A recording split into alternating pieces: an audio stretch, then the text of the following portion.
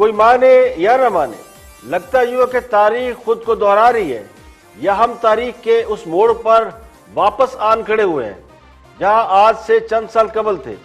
जमीनी हकायक ये बताते हैं कि मामलात अब सिर्फ मुआशी बदहाली तक महदूद नहीं रहे, मुआशरा अखलाकी जवाल का शिकार होता जा रहा है। अब फिरकावारियत की बू भी बढ़ती चली जा रही है। मुआशरे में अदम तहफ़्फ़ुज़ का एहसास उसने लोगों के मिजाज में मजीद कड़वाहट पैदा कर दी है, जिससे लगता यूं है कि हालात खराबी की जानिब जा रहे हैं और इस मुल्क का कोई वाली वारिस नहीं, कोई ड्राइवर नहीं। ये वो गाड़ी है जो खुद बहुत चल रही है, लोगों का कोई पुरसार हाल नहीं। जो 2 साल पहले ये दावे करके आए थे कि 90 दिन में सब कुछ ठीक कर देंगे, वो 2 साल बाद भी कौम को सिर्फ अपनी परेशानियां बयान कर रहे हैं। उनके पास मसाइल का अंबार है, मसाइल की एक लंबी फहरिस्त है, लेकिन हल कोई नजर नहीं आता। तो सवाल यह कि हल किसके पास है? वो जो तब्दीली का नारा लगा के आए थे, अगर हल उनके पास भी नहीं, और जो उससे पहले कई साल इख्तिदार में रहे, हल उनके पास भी नहीं था, तो फिर हल किसके पास है? हर गुजरते लम्हे के साथ साथ मायूसी बढ़ रही है और यूं लग रहा है इंतशार की कैफियत पैदा हो रही है। खुदा ना खास्ता ये सूरत हाल अनारकी की तरफ जा सकती है, क्योंकि सियासी क़यादत जो लोगों को लीड करती है, लोगों को गाइड करती है, लोगों को मोटिवेट करती है, उस सियासी क़यादत की लड़ाई खत्म होने का नाम ही नहीं ले रही। तो वो अवाम के मसाइल पर तो जो क्या देंगे?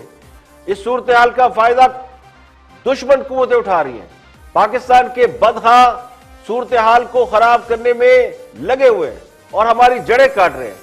जिस तरह लोगों को आपस में लड़ाया जा रहा है, लोगों में गम गुस्सा और नफरत बढ़ रही है और ये लावा किसी भी वक्त फट सकता है।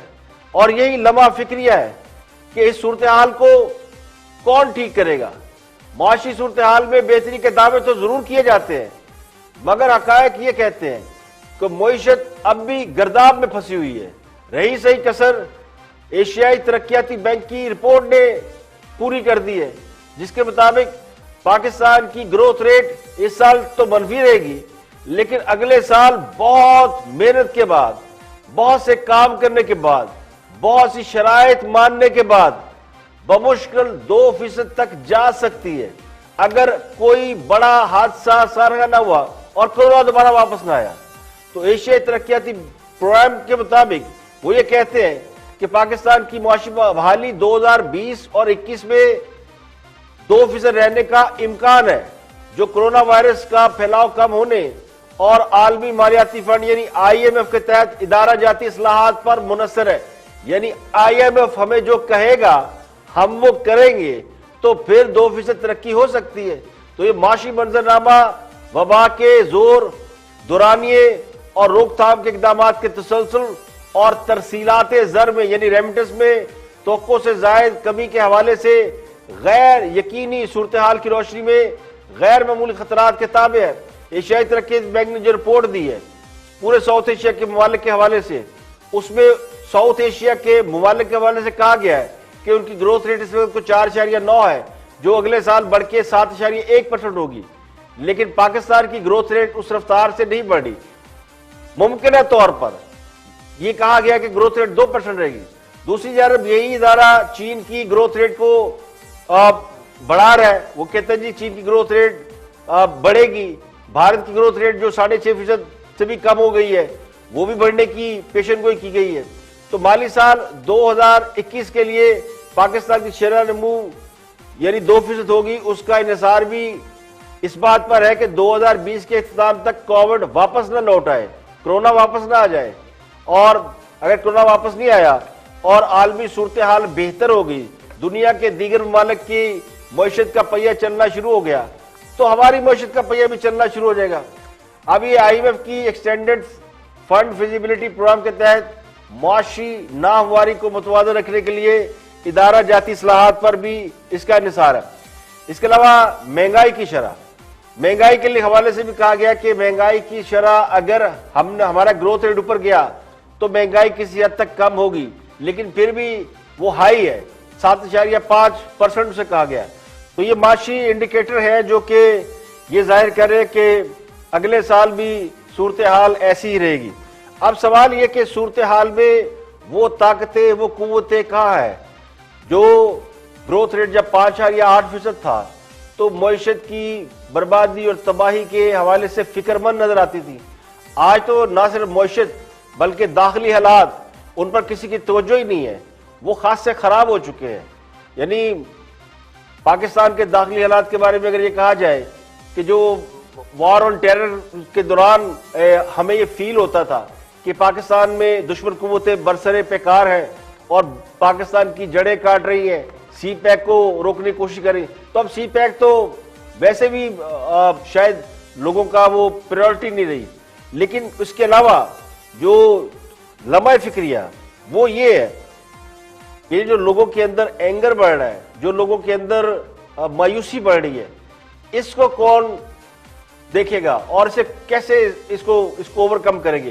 क्योंकि वो कहते हैं ना कि जिन्होंने ये सब कुछ करना था वो तो हमें अब भी रो के दिखा रहे और कह रहे जी कि 70 साल का गन 2 सालों में साफ नहीं हो सकता, तो अगले 2-3 साल तक भी वो यही कहते रहेंगे। और सबसे पहले बात करते हैं सानहा मोटरवे के हवाले से। सानहा मोटरवे का मरकजी मुलजम आबद अली हनूज गिरफ्तार नहीं हो सका। पुलिस जराये के मुताबिक वाक़े में ज्यादती का निशाना बनने वाली खातून को लाहौर बुलाया जा रहा है, जहां वो मुलजम शफकत के शनाख्त परेड में हिस्सा लेंगी। पुलिस ये कहती है कि मुलजम शफकत का DNA मैच कर चुका है। कल उसे जुडिशल रिमांड पर जेल भेजा गया।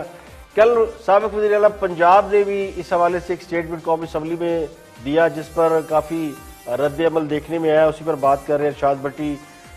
रिपोर्ट कार्ड में देखते हैं कि वो क्या फरमाते हैं।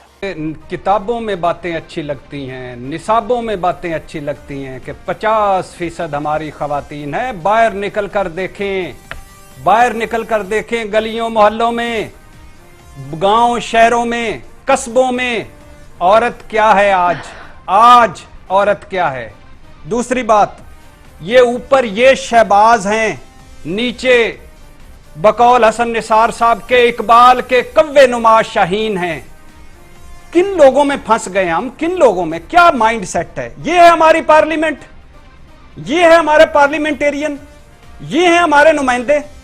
ये मोटरवे हमने बनाया, ये लैब हमारे दौर में बनी, ये मंसूबा हमारा था, ये जिसका इफ्तिताह हो रहा है, जिसके बानी तो हम हैं। और ये छोड़ दें कि क्या ये सब कुछ आपने अपनी जेबों से बनाया? अच्छा, ये भी छोड़ दें कि आपने अपने लिए और अपनी औलादों के लिए क्या कुछ बनाया? अच्छा, ये भी छोड़ दें हमारा हर इदारा तबाह क्यों है, हम भूखे नंगे खस्ता हाल क्यों हैं? ये भी छोड़ दें कि रोटी कपड़ा और मकान अभी तक क्यों नहीं मिला, और जान माल और इज्जत का तहफ़्फ़ुज़ क्यों नहीं मिला? ये बताएं, ये सब कुछ आपने बनाया। बल्कि ये भी छोड़ दें, इल्लामा इकबाल ने ख्वाब नहीं देखा था, आपने ख्वाब देखा था। कायदे आज़म ने पाकिस्तान नहीं बनाया, आपने पाकिस्तान बनाया था। मुझे आज ये बता दें मैडम शेख, एक बात बता दें सिर्फ, कल ये तो वही मिसाल हो गई, हाथ ना आए तो तू कौड़ी। यानी जिन्होंने खुद कुछ किया नहीं और दूसरे ने अगर कुछ कर दिया तो उसके ऊपर फिर इतनी लंबी तकरीर या भाषण। देखिए, पाकिस्तान का ख्वाब जिन्होंने देखा था, क्रेडिट उन्हीं को जाता है। ना अल्लामा इकबाल रहमतुल्लाह अलैह से कोई क्रेडिट छीन सकता है, ना कायदे आज़म से पाकिस्तान बनाने का एजाज छीना जा सकता है, और ना नवाज शरीफ से उनके कामों का क्रेडिट छीना जा सकता है। मसला तो उनका है जो 2 साल में एक तिनका भी नहीं तोड़ सके। उनके सामने कोई अपना क्या काम बयान करे तो तन बदन में आग लग जाती है कि उन्होंने क्रेडिट को ले लिया, फौरन से उसे डिसक्रेडिट चलने पे जोर लगा देते हैं। अब सियालकोट मोटरवे, ये हकीकत है कि ये नून लीग का कारनामा है, ये नवाज शरीफ ने बनाई थी। लेकिन मसला टाइमिंग का है कि आप कौन सा बयान किस वक्त दे रहे हैं। शहबाज शरीफ ने उसका क्रेडिट लेने के लिए गलत मौके का इंतखाब किया, गलत अल्फाज का इंतखाब किया, जिस पर सभी ने इतराज किया। अब शहबाज शरीफ ने भी इस पर माफी मांग ली है, जिस तरह CCPO लाहौर ने माफी मांगी। तो CCPO लाहौर ने तो उस वक्त तक माफी नहीं मांगी जब तक उन्हें अदालत ने नहीं बुलाया, और शहबाज शरीफ ने तो क्रिटिसिज्म के बाद माफी मांग ली।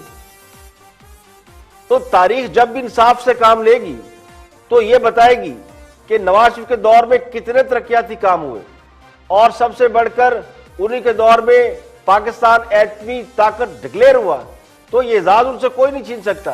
वैसे तो एक लंबी फहरिस्त है, जिस तरह अयूब खान से डैम बनाने का एजाज आज तक कोई नहीं छीन सका। भट्टो को एटमी प्रोग्राम का खालिक कहा जाता है, तो ये उनकी क्रेडिट है। तो अल्लाह करे कोई 2-4 काम मौजूदा हुकूमत भी कर ले। हम तो दुआ मांगते हैं कि कोई तो खास अब एक ऐसा काम करे जिसका वो क्रेडिट ले सके, ताकि उनको या उनके किसी फैन क्लब के मेंबर को इस बात पर शर्मिंदगी या झंझनाहट का इजहार न करना पड़े कि उनके क्रेडिट में कुछ नहीं है। यहाँ पे लेके एक ब्रेक, और ब्रेक के बाद जब वापस आएंगे और भी हम मौजूदात आपके साथ शेयर करेंगे, हमारे साथ रहिएगा। वेलकम बैक, आप देख रहे हैं प्रोग्राम इख्तिलाफ राय और मैं हूं इफ्तिखार काज़मी। ब्रेक के बाद हाजिर खिदमत है। इकोनॉमी पर बात हो रही है, इकोनॉमी को डिफेंड कर रहे हैं हुकूमत के तर्जमान MNA सदाकत अब्बासी। उनसे भी मौशत के हवाले से कुछ सवाल पूछे जा रहे हैं, देखते हैं कि वो क्या फरमाते। आपने कहा कि जब आप 3 टाइम की रोटी 2 टाइम की आ जाए, बिल्कुल आपकी बात ठीक है, बड़े अफसोसनाक बात है। लेकिन जब आपका कारोबार में आपकी आमदनी 10,000 हो और आप पे कर्जा चढ़ जाए 10 लाख का, तो आप क्या करेंगे? कर्जे की किस्तें भी वापस करनी है और आपने आमदनी भी बढ़ानी है, तो उसके लिए कुछ खर्चे कम करना पड़ते हैं मेरे भाई। उस वक्त आप इंपोर्टेड चीजें नहीं मंगवाते, बल्कि गुजारा करते हैं और रूखी सूखी पे गुजारा करते हैं। उसमें तकलीफ दे अमल तो होता है, लेकिन आप कर्जों से निकलते हैं। कर्जों से कब निकलते हैं? जब आपके घर का खसारा कम होता है। तो भाई हमने घर का खसारा उससे कम किया है। आपने कहा ग्रोथ कम हुई है, मेरे भाई जरा स्टडी कर लें OECD कंट्रीज, इस कोरोना के बाद उनकी ग्रोथ 12% नीचे गई है। आप इटली का देख लें, आप फ्रांस का देख लें, आप मैं कोरोना से पहले की बात करूं सर, मुझे आपको इंटरप्ट नहीं करना था, लेकिन सर यहाँ पे करना पड़ रहा है। प्लीज सर, ये आवाम की आंखों में धूल झोंकने वाली बात है। कोरोना से पहले आपकी कई ऐसी फाइनेंशियल फिगर्स थी जो माइनस में जा चुकी थी, आपकी ज़राअत माइनस में जा चुकी थी सर। कोरोना से पहले की बात कर रहा हूं मैं। बिल्कुल आप ठीक कह रहे हैं। मैं पहले कोरोना पे कंपेयर कर लूं। आपने मईशत के हुजम की बात की थी, तो मईशत का हुजम पूरी दुनिया से कंपेयर हो रहा है और पाकिस्तान की जो मईशत का इंपैक्ट है कोरोना के बाद, वो दुनिया में वन ऑफ द बेस्ट रहा। अब आपने बात की, बिल्कुल कोरोना से पहले भी हमने बहुत स्ट्रिंजेंट मेजर्स लिए, बहुत कंट्रोल किया, हमने अखराजात को कंट्रोल किया। जब आप अखराजात कंट्रोल करेंगे, सरकार का पैसा नहीं निकलेगा, तो उससे बिल्कुल मईशत पे नेगेटिव इंपैक्ट वक्ती तौर पे आता है, लेकिन वो खसारे कंट्रोल करने के लिए था, स्टेबलाइजिंग पीरियड था। सर आपका बजट डेफिसिट बढ़ गया है, अगर अखराजात कंट्रोल किए होते तो बजट डेफिसिट ना बढ़ता। हुई है, लेकिन आज पाकिस्तान स्टेबल है। उस वक्त आपको IMF कह रहा था नेगेटिव आउटलुक है, ब्लूमबर्ग आपके बारे में नहीं कह रहा था, फिंच आपके बारे में नहीं कह रहा था। आज दुनिया के तमाम टेस्टिंग लेबोरेटरीज आपकी इस इकोनॉमी की सेहत को 2018 के मुकाबले में 5.8 ग्रोथ रेट पे पाकिस्तान स्टेबल नहीं था, और आपका पाकिस्तान मनफी ग्रोथ पे स्टेबल है। बढ़ती रहेगी। अब भाई साहब, हैरानी की बात है कि 5.8 की ग्रोथ रेट पे पाकिस्तान स्टेबल नहीं था, मगर जो मनफी पे आ गई है वहां पे पाकिस्तान स्टेबल है। या तो खास साहब किसी और मुल्क के हुक्मरान है, या फिर हम किसी और मुल्क में रहते हैं, जिन्हें मईशत की कामयाबी हलकोरे लेती हुई नजर नहीं आती, या फिर हुरों वाला इंजेक्शन आम कर दिया जाए ताकि सबको मईशत तरक्की करती हुई नजर आए। देखिए, ये सवाल तो बनता है कि जब ग्रोथ रेट 5.8% था या 5.6% था, उस वक्त पूरे मुल्क से आवाजें उठ रही थी, मईशत खराब है, डूब गई, पता नहीं क्या हो जाएगा, डिफॉल्ट हो जाएंगे। आज मईशत नेगेटिव में है, तो कौम को बताया जा रहा है कि हम स्टेबल हो गए हैं, यानी मईशत बहरान से निकल गई है। तो ये फार्मूला आम आदमी को समझ में नहीं आता कि ये कैसे हुआ। वैसे तो यहाँ का बाबा आदम ही निराला है कि लोग अपनी नाकामियों को कामयाबियों में बदल देते हैं, क्योंकि इक्तिदार इसी का नाम है। यानी जो हुक्म सरकारी वही पकेगी तरकारी, जो साहब ने कह दिया, हाँ जिस दिन वो साहब नहीं होंगे तो तब आटे दाल का भाव मालूम होगा कि हकीकत क्या है। यानी वो लोग जो IG को कान से पकड़कर निकाल देते हैं और CCO की तारीफें करते हैं, तो फिर इसी से समझ जाए कि कैलिबर क्या है। हुकूमत को तो कोरोना का शुक्र अदा करना चाहिए, जिसने हुकूमत को यह कहने का जवाब दे दिया, मौका फराहम कर दिया कि चूंकि दुनिया के बड़े बड़े मुल्कों की मईशत जो है वो बैठ गई, तो हम क्या है, क्या पिद्दी का शोरबा। तो हमारी मईशत तो पहले ही बैठी हुई थी, तो जो बैठी हुई मईशत थी वो और कितना बैठेगी। और वैसे भी मेरा ईमान ये है कि इससे ज्यादा हमारी मईशत खराब हो नहीं सकती जितनी हो चुकी है। अब इसे हर सूरत में 2-4 आने बढ़ना ही है, क्योंकि जीरो से नीचे तो कुछ होता नहीं है। बहुत सीनियर जर्नलिस्ट हैं और दानिश्वर है मुजीबुर रहमान शामी, देखते हैं कि नुक्ता नज़र में उनका नुक्ता नज़र क्या है। मोटरवे के हवाले से कुछ शामी साहब ने भी अहम बातें की, देखते हैं वो क्या फरमाते हैं। नहीं महफूज रखा, अल्लाह ने उन्हें महफूज रखा। आप ये देखें ज़ैनब, बहुत शुक्रिया बहन, अल्लाह ताला आपका हामी मोटरवे का हाल है जी जी जी शामिल, जहां इतनी लर्जा खेज वारदात हो चुकी है, फिर इन अदारों की, इनके सरबराहों की, इनके एहलकारों की, इनके जिम्मेदारों की बेहिस्सी का ये आलम है। और जो हमारे मुराद सईद साहब जो इनके वजीर हैं मवासलात के, वो असेंबली में गुफ्तगू करते हैं, लोगों के ऊपर ताने तोड़ते हैं। उनको तौफीक नहीं हुई कि आके यहाँ एक दौरा करें, ये जगह देखें खुद आके। और अभी मुझे कैप्टन उमर मियां का मैसेज आया है, वो हजारा मोटरवे पे थे, वो शुमाली इलाका जाते होके वापस आए। कहते हैं उस मोटरवे पे कोई सिक्योरिटी नहीं है, कोई पुलिस नहीं है, कोई पुरसाने हाल नहीं है। आप मुल्तान का मोटरवे खोल दिया गया है, वहां कोई सर्विस एरिया चालू नहीं हुआ, महीनों गुजर गए हैं। और ये सारे लोग सिर्फ एक दूसरे को गाली देने में और एक दूसरे के खिलाफ कार्रवाई करने में लगे हुए हैं। अपोजिशन और हुकूमत जो है एक दूसरे से दस्तों बाह हैं और इनको ये फुर्सत नहीं है अपने फराइज अदा करें। अब वजीर मवासलात ने दौरा नहीं किया, यहाँ का हालात नहीं देखे और वही का वही मामला, तो खुदा के लिए इसको बंद ही कर दे। ये वजारत खजाना ने अरबों रुपए, अब जिन बेचारों के खेलने कूदने के दिन थे, उनके कंधों पर अगर आप भारी जिम्मेदारी डाल देंगे तो फिर नतीजा तो ये निकलेगा। वैसे तो तजर्बाकार लोगों का भी को बहुत ज्यादा अच्छा हाल नहीं है, इसी किस्म का हाल है। वजीर रेलवे को रेलवे का नहीं पता कि रेलवे किधर जा रही है, आए दिन एक्सीडेंट। वजीर दाखिला वो भी हाल खाल नजर आते हैं और दाखिली सूरत हाल वो मैंने बताई दी कि कैसी चल रही है। और वजीर तिजारत तो उन्होंने तो कसम उठाई हुई कि तिजारत पे आकर कोई बात नहीं करनी। तो ना तजर्बाकार लोगों से हम क्या शिकवा करें। अब मुराद से बेचारे यंग हैं और अभी उनका तजर्बा नहीं है। और बदकिस्मती ये है कि बहुत से वुज़रा की ड्यूटी उस लॉन्ड्री में लगी हुई है जिसमें रोजाना आपोषण की धुलाई की जाती है और ये बजाते खुद बहुत बड़ा काम है, रोजाना भाषण देना पड़ता है। अब जरा रियलिटी पे आ जाए तो रियलिटी क्या है, वज़ीर मवासलात की जिम्मेदारी क्या है। ये जो कौमी शाहराहें हैं, नेशनल हाईवेज है, बड़ी बड़ी सड़कें हैं, यहां पे आवाम के सफर को महफूज बनाना ये वज़ीर मवासलात की जिम्मेदारियों में शामिल है। इसके बाद सियालकोट मोटरवे, इसको अगर जिक्र करें तो हादसे के बाद ये बात खुलकर सामने आ गई है कि वो मोटरवे गैर महफूज है, वहां डाकू या डकैत बड़े लोगों को लूट चुके हैं। ये तो पहला वाकया, पहली खातून है जिसके बारे में ये बात खुलकर सामने आ गई, उससे जाती हुई है। तो अल्लाह जाने कितने लोगों को लूटा जा चुका है, कितनी खवातीन की इज्जतें लूटी गई होगी जो बेचारी अपनी बदनामी के खौफ से शायद जुबान बंद हो गई होगी, उनकी नहीं बोल रही होंगी। ये नहीं हो सकता कि पहली दफा हुआ है।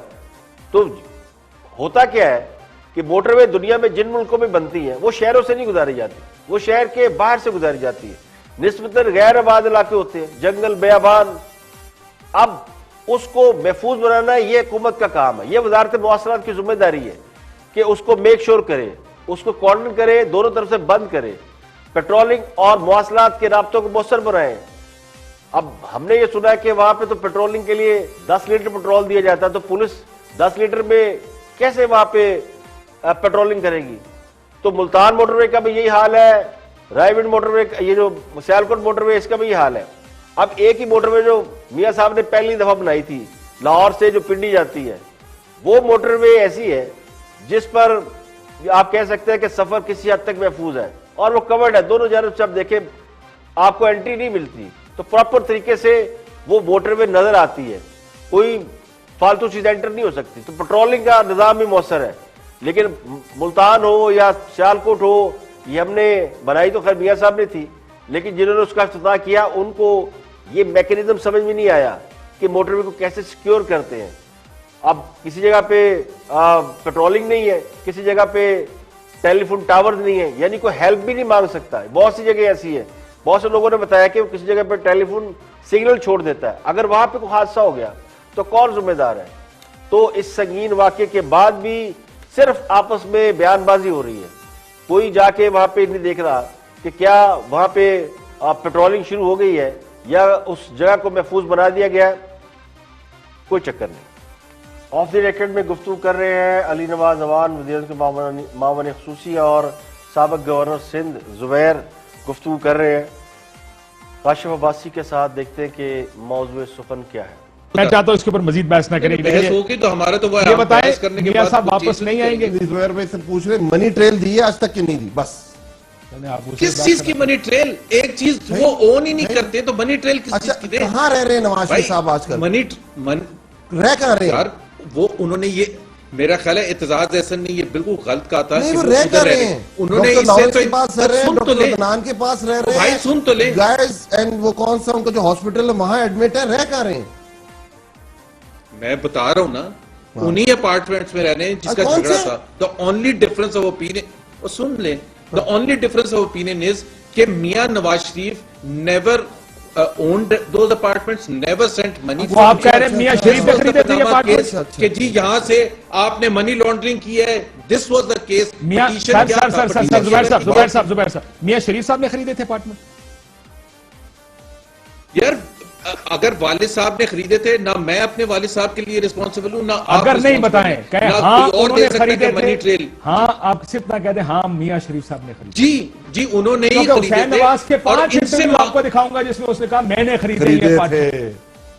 मैंने 2005 में कहा था फैमिली के बाद। सर नहीं मैं आपको सुना दूं। काशिफ अब्बासी आप सिर्फ इस सवाल का जवाब बता दें। ये है वो जरा काशिफ आप इस सवाल का जवाब बता दें कि जब जेआईटी का पहला क्वेश्चन था कि 72 में गल्फ स्टील कैसे खरीदी? अच्छा आपने बताई थी किसने खरीदी थी? यार चल भाई आप उनको वापस नहीं ला सकते। पहले सब ये ख्याल है वो मियां साहब से देखिए बात ये है, आपने सियासत करनी है पाकिस्तान। आप जो कह रहे हैं कि आपको सारे सियासत ही कर रहे हैं आपने आप ये कह रहे हैं कि आपने पाकिस्तान में सियासत करनी है और आपको सजाएं गलत मिली, तो आपका जो ग्राउंड है वो पाकिस्तान है। मॉरल ग्राउंड पे जो आपने कहा था पाकिस्तान जाने से पहले मर जाऊंगा, बाहर नहीं जाऊंगा, किसी के मनाने पे आप बाहर चले गए, आप वापस आए और आपके पहले कहते थे खुदा ना वास्ता मियां साहब बाहर चले जाओ, इलाज कराओ। अब कहते हैं वापस आओ और जेल जाओ। तो नवाज शरीफ जो ना खुद से बाहर गए थे ना वो खुद से वापस आ सकते हैं। अब तो नवाज शरीफ डॉक्टरों के रहम करम पर है। अगर वो चाहे भी कि उन्होंने सफर करना है, पाकिस्तान वापस जाना है, तो उन्हें कौन आने देगा भाई? एक मरीज को कौन रिस्क लेगा कि उसे ट्रेवल कराया जाए? तो सवाल ये है कि एक ऐसे शख्स को जिसे आपने इलाज के नाम पर बाहर भेज दिया है और जानते पूछते बाहर भेजा, फिर ये शोर मचाया कि वो डील करके बाहर गए।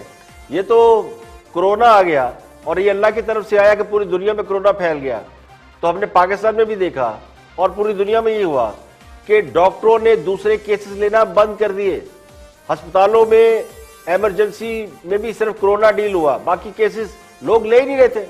डॉक्टर हॉस्पिटल में नहीं आ रहे तो केस क्या लेते? दुनिया घरों में बंद बैठी थी, दुनिया कोरोना से निपटने में लग गई। तो नवाज शरीफ लंदन में थे, उन्हें अमेरिका जाना था, उनका ऑपरेशन अमेरिका में होना, लंदन में नहीं होना, लेकिन वहां से उन्हें ज़ाहिर टाइम नहीं मिला। दुनिया में अब तक सबसे ज्यादा लोग अमेरिका में कोरोना का शिकार हो रहे हैं, तो मियां साहब अमेरिका नहीं जा सके। तो अब भी अमेरिका में कोरोना की वबा पूरे रूज पर है। तो सवाल ये कि इलाज कहां से कराते? तो वीडियो लिंक पर वो डॉक्टरों से कनेक्टिविटी में थे, डॉक्टरों ने जो हदायत देते थे वो उस पर अमल करते रहे, तो इसी वजह से वो कुछ स्टेबल लग रहे हैं। लेकिन अल्टीमेटली उनका ऑपरेशन होना है और ऑपरेशन अमेरिका जाने के बाद होना है। और इतलात ये है, बड़ी हद तक लोग कहते हैं उनकी फैमिली के लोग कि अगले 3 से 4 हफ्तों में वो अमेरिका चले जाएंगे और उनका वहां पे ऑपरेशन हो जाएगा। तो हुकूमत के हवाले से मेरा मौक़िफ़ ये है कि अगर हुकूमत ने नवाज शरीफ को बाहर भेजकर हाई मॉरल ग्राउंड लिया था तो रहने देते। नवाज शरीफ उन्हें क्या कह रहे हैं? तो एक बंदा बेचारा अपना इलाज कराने गया है, वो इलाज कराएगा या सियासत करेगा? यहाँ पे लेकिन ब्रेक, और ब्रेक के बाद वापस आएंगे और भी हम मौज़ूआत आपके साथ शेयर करेंगे। हमारे साथ रहिए। वेलकम बैक, आप देख रहे हैं प्रोग्राम खिलाफ है और मैं फार काजी ब्रेक के बाद हाजिर खिदमत है। आगे बढ़ते हैं रिपोर्टर में हमारे दोस्त, आपको पता ही मौजूद सुबह क्या होता है, तो देखते हैं कि इस दफ़ा उनके पास क्या खबरें हैं। ये यही है कि वहाँ से जो मुसद्दका इतलात आ रही हैं मुस्लिम लीग नून के कैंप से, वो ये है कि शहबाज शरीफ साहब ने इफेक्टिवली पॉलिसीज़ और जो भी पोस्चर है, जो भी सियासी प्लानिंग है, अपने हाथ में कर ली है। और उन्होंने कहा कि अब जो मेरी पॉलिसी होगी वही मुस्लिम लीग नून की होगी। मियां नवाज शरीफ साहब को जो रहते मैंने दिलवानी थी इलाज के बहाने और इलाज के लिए, वो मैं दिलवा चुका हूँ।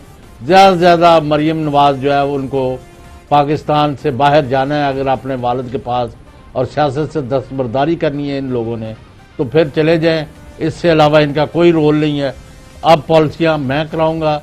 और सबसे बड़ा यह है कि ये अपने बेटे हमजा शहबाज जो जेल में है उनको मिलने गए हैं 3 दिन पहले, उनकी तबीयत का हाल चाल पूछने और वैसे मिलने। तो उनको ये इन्होंने यहाँ जो हमारे ज़राए ने बताया कि कहा कि हमजा शहबाज साहब बुरा वक़्त गुजर गया है, अगर जल्द ही आपको भी आपके ताया के नक्शे कदम पर चलते हुए इलाज मुआवजे के लिए आपको पहले अस्पताल और फिर अस्पताल से घर शिफ्ट कर दिया जाएगा। तो यानी वो रहते मिल रही हैं। और शहबाज शरीफ साहब कहते हैं कि 90 MPs पंजाब असम्बली के 90 से लेके 110 तक जो है वो मेरे साथ हैं, और 50 से 60 MNA मेरे साथ है 84 में से। तो वो कहते हैं कि पार्टी अब जो है ना वो पॉलिसी होगी जो शहबाज शरीफ और उनके साथियों की होगी, और इसी पर अमल करेंगे। और उन्होंने ये भी कह दिया है कि हमने FATF जो है या ये FATF जो भी, वो उसमें भी कोई रुकावट नहीं डालनी और अपनी सियासत करनी है। अलबत्ता अंदर के जो लोग हैं राजदान, वो कहते हैं कि कई जो चाइनीज़ कंपनीज हैं और टर्की की कंपनियां और कई मुल्कों से उनके जो एडवांस चेक्स इन्होंने लिए हुए हैं उनके भी फोटो कापियां जो है ना। अच्छा सर, कहीं की ईंट कहीं का रोड़ा, भानुमती ने कुंभा जोड़ा, यानी कहाँ की खबर कहाँ मिला के। तो लगता यूं है कि दोस्तों को आजकल खबरों की किल्लत है। वैसे तो मार्केट में खबरों की बहुतात है, लेकिन चूंकि खबरें उन्हें चाहिए होती है शरीफ फैमिली के हवाले से, तो उनकी लगता किल्लत है। या तो फिर वो लोग नाराज हो गए जो खबरें फराहम करते थे, या अब वो हमारे दोस्तों से खबरें छुपा रहे हैं। वरना तो हमारे दोस्त माशाल्लाह इनके बारे में मैं कहता हूं कि बेडरूम की दीवारों से कान लगाकर खबरें निकाल लिया करते। तो बहुत सी खबरें इससे पहले भी उन्होंने बेडरूम के अंदर से फराहम की, ये हो रहा है वो हो रहा है, फैमिली के अंदर क्या चल रहा है। अब एक तरफ तो ये कह रहे हैं कि जनाब शहबाज शरीफ साहब तगड़े हो गए हैं, उन्हें रिलीफ मिल रहा है, वो अपने बेटे से मिले हैं और उन्होंने जाके हमजा शहबाज को कहा कि फिक्र न कर, बस तू अब बाहर निकलने वाला है। तो ये किस बुनियाद पर कह रहे हैं? क्योंकि दूसरी तरफ देखें तो शहबाज शरीफ की अपनी बीवी और बेटी के वारंट गिरफ्तारी जारी हो रहे हैं, तो ये कौन सा रिलीफ है? तो ये बात समझ में नहीं आई। और तीसरी बात घूम फिर के वही, यानी एक तरफ हुकूमत से सेटिंग हो गई या किसी और से हो गई तो रिलीफ मिल रहा है, दूसरा नया ग्रुप बना रहे हैं, तीसरा मुस्लिम लीग नून टूट रही है, चौथा ये करप्शन के सबूत भी मिल गए हैं। यानी समझ नहीं आ रही कि वो कहते हैं समझ नहीं आ रही आप किसकी तरफ है। तो यही सूरत हाल है कि इस पूरे को आप अगर दोबारा देखेंगे तो पता नहीं कहां से तान चली और कहां टूटी, कुछ पल्ले नहीं पड़ा। और सान है मोटरवे का जो मरकजी मुलजिम है आबद अली, वो हनूज गिरफ्तार नहीं हो सका। लेकिन पंजाब के वजीर इत्तलात जनाब चौहान साहब ने दावा किया, फयाजुल चौहान साहब ने, कि उन्हें यह मालूम है कि मुलजिम कहाँ है। ये दावा उन्होंने किया है मीडिया पे मुख्तलिफ चैनल्स के अंदर। मेरे पास अगर फुटेज होती तो मैं आपको जरूर दिखाता, लेकिन आपको मिल जाएगा, जिसमें भी कहते पाए जा रहे हैं कि हमें पता है आबद अली कहाँ है, यानी हम आबद अली तक पहुंच गए हैं। तो भाई पहुंच गए तो पकड़ा क्यों नहीं है? बहरहाल आबद अली के हवाले से यह भी कहा जा रहा है कि उसका शनाख्ती कार्ड कब्जे में ले लिया गया, और ये इसलिए ले लिया गया है कि कहीं वो मुल्क से बाहर ना भाग जाए। तो भाई शनाख्ती कार्ड से कोई नहीं रुकता, पासपोर्ट होना चाहिए। अगर उसके पास पासपोर्ट है तो बाहर चला जाएगा। और वैसे भी हुकूमत ये कह रही है कि उन्होंने आबद अली का उन्हें पता है, और ये फयाजुल चौहान साहब बता सकते हैं। ये टास्क मिला है CTD को, काउंटर टेररिज्म डिपार्टमेंट को, जो पहले शफकत को गिरफ्तार करके लाई थी, क्योंकि उसको पुलिस डील नहीं कर रही। ये काउंटर टेररिज्म डिपार्टमेंट एक स्पेशल डिपार्टमेंट है जो कि पिछले अदवार में जिन लोगों पे इल्जाम है कि बड़े नालायक थे उन्होंने बनाया हुआ, उन्होंने ही मुलजिम शफकत को पकड़ा था। और अब वही उनको भी आबद अली या आबद मली उसकी गिरफ्तारी का टास्क दे रहा है। इस वाक़े को आज 8 रोज हो चुके हैं, लेकिन 8 रोज में भी कुछ नहीं हो सका। जदीद टेक्नोलॉजी, फुर्तियाँ, आनिया जानिया, CCPO का बयान फलाना। ऊपर से एक और खबर आपके साथ शेयर कर दें कि वज़ीर आज़म साहब ने हदायत जारी की आईजी पंजाब को, इनाम गनी साहब को, कि आईजी साहब सीसीपीओ से तावन करें।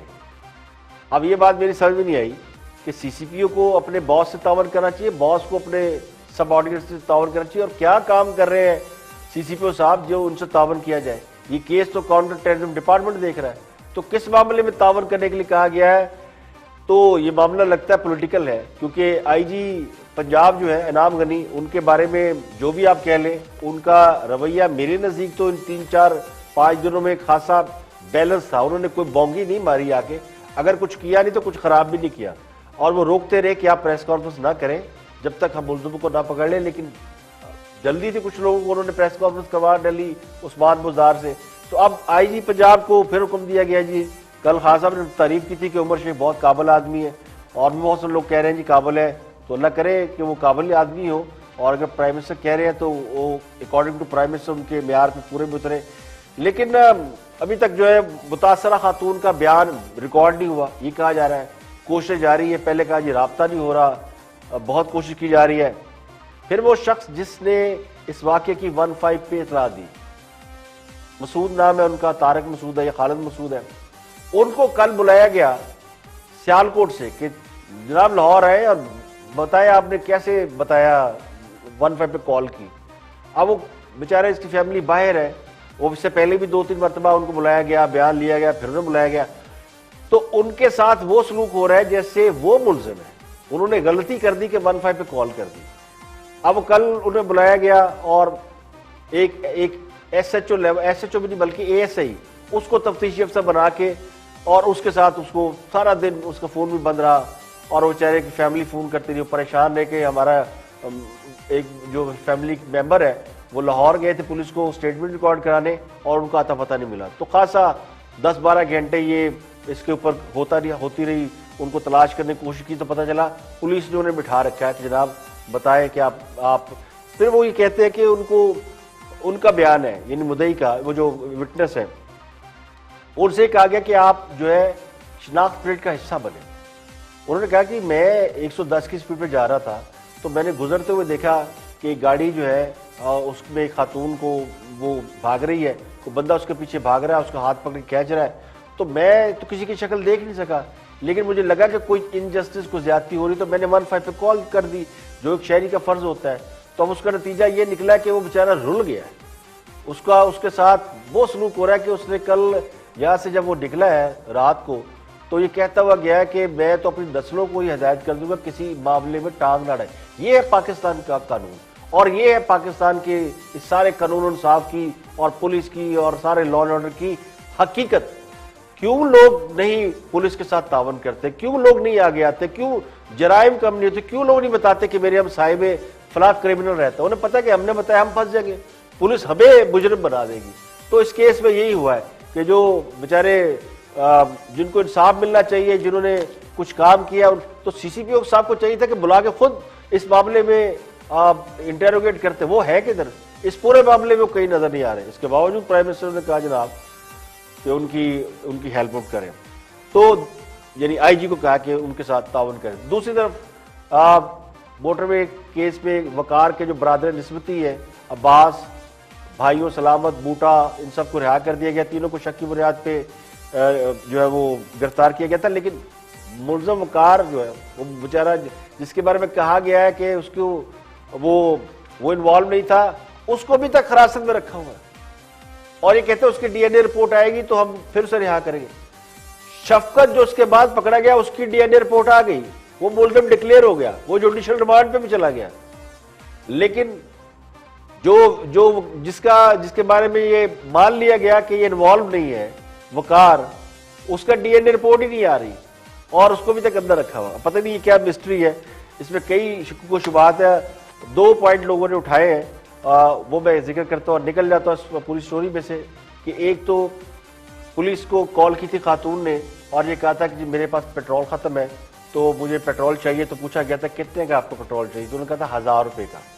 तो मुल्ज़िम ने सब वारदात करने के बाद, जाती करने के बाद, उसकी गाड़ी में 1000 रुपये छोड़ के वो चले गए थे। उनको कैसे पता था कि उनको 1000 रुपये की जरूरत है, ये मिस्ट्री समझ से बाहर है। और जो कह रहे हैं कि हमें पता है कि आबद कहाँ है, फिर ये उनसे पूछा जाना चाहिए कि वाकई की असल हकायक क्या है। तो ये अपडेट थी जो मैंने आपके साथ शेयर कर दी।